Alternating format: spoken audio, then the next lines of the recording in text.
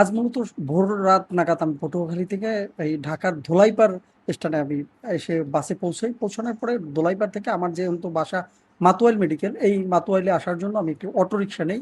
অটোরিকশাটি যখন ধোলাইপাড় থেকে শনি একরামুখী যেই সড়ক রয়েছে, সেই সড়কের ঠিক মাঝামাঝি স্থানে আসে, তখন পাশের গলি থেকে 3 থেকে 4 জন লোক এই দর এ করে রিক্সার উপরে হামলায় পড়ে এবং কি রিক্সাটা চারপাশ থেকে ঘেরাও করে আমাকে বলতেছে যে যা কিছু আছে সবকিছু আমাকে দে।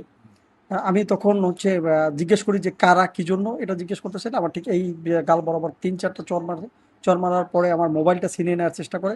তখন আমি যখন এই কর্মকাণ্ডে তাদের বাধা দিচ্ছিলাম, তখন তারা আমার ঠিক এই যে হাঁটুর নিচ বরাবর ছুরিকাঘাত করে, অনেক জোরপূর্বক ছুরি ছুরিকাঘাত করে তারা ক্ষান্ত হয়নি। আমার পকেটে যখন হাত দেয়, আমার মূলত গতকালকে আমি গলা চিপে একটা দলিলের কাজে গেছিলাম।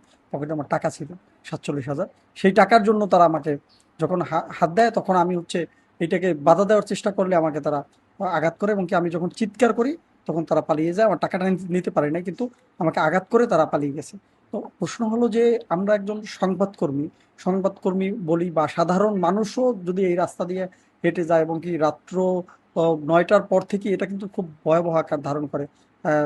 প্রশাসন যদি এই বিষয়ে তদারকি আরো না করে, তাহলে কিন্তু এই বিষয়গুলো রয়ে যাবে। আপনার আজকে বলেন কালকে প্রতিনিয়ত যেহেতু ঢাকার অলিতে গলিতে এই ধরনের ছিনতাইকারীর উৎপাত যেমন ভাবে বাড়ছে, এটাকে অচিরেই নিরসন করার জন্য প্রশাসনের ভূমিকা একান্ত জরুরি।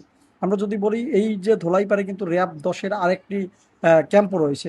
তারা এবং কি যাত্রাবাড়ি থানা এই পাশে, কদমতলী থানা, এই দুইটি থানা কিন্তু খুব পাশাপাশি। যেই স্থানে ঘটনাটা, সেই ওই স্থানটি কিন্তু একটা পাশ হচ্ছে কদমতলী থানার আন্ডারে, আরেকটা পাশ হচ্ছে যাত্রাবাড়ি থানার আন্ডারে।